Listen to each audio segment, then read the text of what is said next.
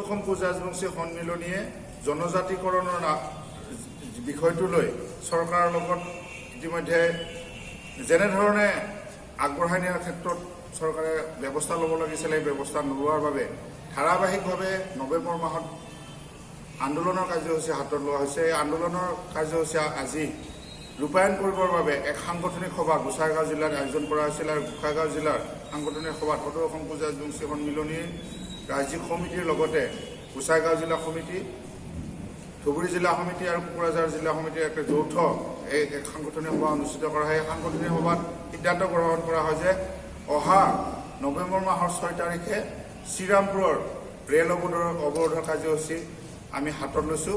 তাৰ উপৰিও 14 নৱেম্বৰত আমি ধেমাজি জিলাত ৰেল অৱৰোধৰ কাৰ্যসূচী লৈছোঁ আৰু 17 নৱেম্বৰত আমি শিমলুগুৰি নাজিৰাত ৰেল অৱৰোধৰ কাৰ্যসূচী হাতত লৈছোঁ। তাৰ উপৰিও আমি দিল্লীৰ যন্তৰ মন্তৰত ধৰ্ণা কাৰ্যসূচী 25 নৱেম্বৰত লৈছোঁ।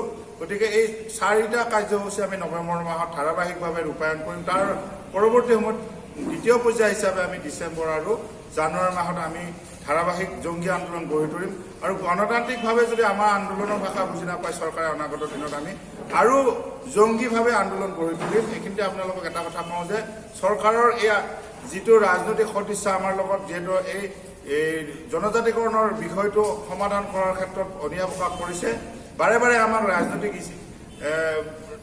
নিৰ্বাচনী ইছ্যু হিচাপে এই বিষয়টো লৈ আমাক বাৰে বাৰে প্ৰতাৰণা কৰি আহিছে। গতিকে এইবাৰ আমি সদৌ অসম পূজাজবংশী সন্মিলনীয়ে আন্দোলনৰ কাৰ্যসূচীটোত সদৌ পূজাজবংশী সাহিত্য সভা আৰু পূজাজবংশী কালচাৰ ছ'চাইটিৰ বৌদ্ধিক সমৰ্থন লাভ কৰিছে আৰু যুটীয়াভাৱে আমি এই আন্দোলনৰ কাৰ্যসূচী আগবঢ়াই যাম। অনাগত দিনত আমি জাতীয় সংগঠনসমূহক পূজাজবংশী জাতীয় সংগঠনসমূহকো আহ্বান জনাম যাতে এই আন্দোলনত তেওঁলোকে সহযোগিতা কৰে। তাৰ লগতে আমি আমাৰ 6 জনগোষ্ঠী ঐক্যমঞ্চ বুলি কৈ থকা হয় বা 6 জনগোষ্ঠী বুলি কোৱা হয়, পূজাজবংশীক বাদ বাকী 5টা জনগোষ্ঠীকো আমি আহ্বান জনাইছোঁ যাতে আমাৰ যি জনজাতিকৰণৰ আন্দোলন এই আন্দোলনত আমি তেওঁলোকক যিহেতু নৈতিক সমৰ্থন আমি বাৰে বাৰে দি আহিছোঁ, আমাৰ সন্মিলনীয়ে প্ৰচেষ্টা লোৱা বা সন্মিলনীয়ে আহ্বান জনোৱা এই প্ৰতিবাদী কাৰ্যসূচীসমূহতো যাতে আমাক তেওঁলোকে সহযোগিতা আগবঢ়ায় সেই ক্ষেত্ৰত আমি তেখেতসকলক আহ্বান জনাইছোঁ। সন্মিলনীৰ অকল জনজাতিকৰণৰ উদ্দেশ্য আমি জনজাতিকৰণ অবিহনে KSC বা আমাৰ যি উন্নয়ন পৰিষদৰ কোনো মূল্য নাই। আমাক যদি এখন পৃথক ৰাজ্যও দিয়ে, যদি তাত আমাৰ জনজাতিকৰণৰ মৰ্যাদা আমাক নিদিয়ে তেতিয়াহ'লে আমাৰ কোনো ধৰণৰ সফলতা আমাৰ নাই। আমাৰ একমাত্ৰ উদ্দেশ্য আমাক জনজাতিকৰণ দিয়ক, তাৰপিছত চৰকাৰে আমাক যেনেধৰণে সা সুবিধা দিব বিচাৰিছে পিছত দিয়ক, KSC দিয়ক বা KSC আৰু যদি কিবা উচ্চ ক্ষমতা কৰি কিবা আমাক পৰিষদ দিয়ে আমাক চৰকাৰ দি থাকক, কিন্তু আমাৰ উদ্দেশ্যটো হ'ল আমাৰ ন্যায্য প্ৰাপ্য অধিকাৰটো হ'ল জনজাতিকৰণ। কাৰণ পূজাজবংশী জনগোষ্ঠী এবাৰ কিছুদিনৰ বাবে হ'লেও অধ্যাদেশ যুগে জনজাতিকৰণৰ মৰ্যাদা পাই থকা এটা জনগোষ্ঠী। এই জনগোষ্ঠীটোক কোনো কাৰণতে চৰকাৰে আজি ৰাজ্যসভাত বিলখন থকাৰ পিছতো যদি পূজাজবংশী জনগোষ্ঠীক জনজাতিকৰণ নকৰে তাৰ কাৰণে অতি দুৰ্ভাগ্যজনক কথা। আৰু এই ক্ষেত্ৰত এটা কথা আমি স্পষ্ট কৰি দিওঁ যে পূজাজবংশী জনগোষ্ঠীক জনজাতিকৰণ দিয়াৰ ক্ষেত্ৰত কোনো কাৰো লগত আলোচনা বিলোচনা কৰাৰ প্ৰয়োজন নাই।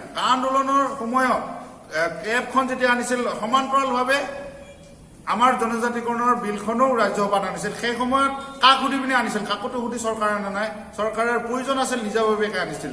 গতিকে এতিয়া আমি চৰকাৰক বাধ্য কৰাম, প্ৰয়োজন হ'লে আমি আৰু জংগী আন্দোলন কৰিম, আমি চৰকাৰক বাধ্য কৰাম যাতে অনাগত দিনত ৰাজ্যসভা আৰু লোকসভাত বিলখন উত্থাপন কৰিবলৈ চৰকাৰ বাধ্য হয়।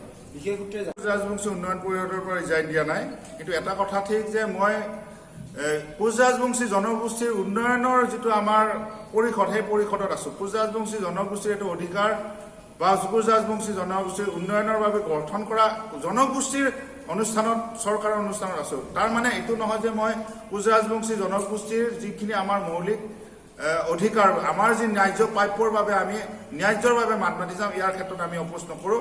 ডেভেলপমেণ্ট কাউন্সিলৰ অধ্যক্ষতা বুলিয়ে নহয়, ইয়াতকৈও যদি আমি কিবা আৰু ত্যাগ কৰিবলৈ লাগে অনাগত দিনত ত্যাগ কৰিবৰ কাৰণে সাজু আছোঁ। প্ৰথম পৰ্যায়ত আমি ৰেল অৱৰোধৰ দৰে এটা কাৰ্যসূচী গ্ৰহণ কৰিম, তাৰপিছত আমি দিল্লী যাত্ৰা কৰিম, যন্তৰ মন্তৰ ধৰ্ণা দিম। তাৰপিছতো যদি গণতান্ত্ৰিক ভাষা চৰকাৰে বুজি নাপায় পৰৱৰ্তী সময়ত আমি আৰু উগ্ৰভাৱে আন্দোলন কৰিম। আৰু আমি কোনো কাৰণত সদৌ অসম পূজাজবংশী সন্মিলনীয়ে জনজাতিকৰণৰ বিষয়টোক লৈ আপোচ নকৰে। আমি আলোচনা বিচৰা নাই, চৰকাৰৰ পৰা আমি বিষয়টো সমাধান বিচাৰিছোঁ। আপোনাক অসম চৰকাৰে কোচ ৰাজবংশী ডেভেলপমেণ্ট কাউন্সিলৰ আপোনাক ইতিমধ্যে মুখ্যমন্ত্ৰী ডাঙৰীয়াই কৈছে যে অবিভক্ত গোৱালপাৰাৰ আভা আছাম আৰু বিটিএডিক বাদ দি কোচ ৰাজবংশীয়ে অবিভক্ত গোৱালপাৰাত জনজাতিকৰণ দিলে কাৰো আপত্তি নাই বুলি কৈছে। কিন্তু আমি কোনো কাৰণত এই কথাটো আমি সদৌ অসম কোচ ৰাজবংশী সন্মিলনীয়ে মানি লওঁ, গ্ৰহণ নকৰোঁ। কোচ ৰাজবংশী জনগোষ্ঠীক 96ত যেনেধৰণে আমাক জনজাতিকৰণৰ মৰ্যাদা দিছিল তেনেধৰণে পূৰ্ণাংগ মৰ্যাদা আমাক দিব লাগিব। এই ক্ষেত্ৰত কোনো ধৰণৰ আমাৰ সন্মিলনীয়ে আপোচ নকৰে।